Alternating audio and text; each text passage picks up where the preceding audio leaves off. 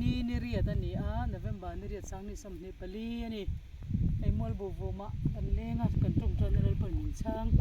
mol bu vu ma tangin hai na sin kut nang man lo mai la na sin kar tangin pathian tu chak ran sei do na ni tu fing te bung ria chang som pathum lalpa ti chu swal ho thi ni lalpa na thu kan cherman min som sak ro se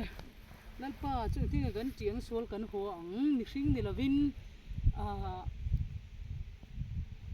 man ruan di lovin asetana asua kha kan khodo na ni chu lalpa ti da na ni a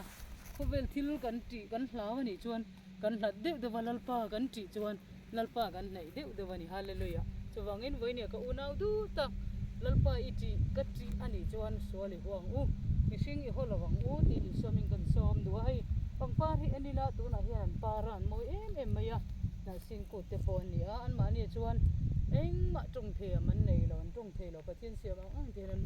an moi na an chua an par moi me mani siam tun choi moi ni ma se choi nin nei hei bola lok po hian an choi ro le mai ni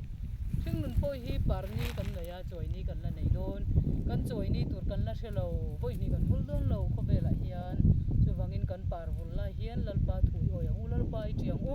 suali ho ang opiang ni hring ni lovin ni hring ho tur kan ni lo sual ho tur kan ni tu fing te bong ria chang som pathuma an je kani voinia ho tur dik tak satana ho ila mangai tur dik tak mi hring I mangai ang hiang pangpar angin kan la choi don kan vul lai hian lalpa I tiang u ti ni sa kan som ani lalpa na thu mal min som sa se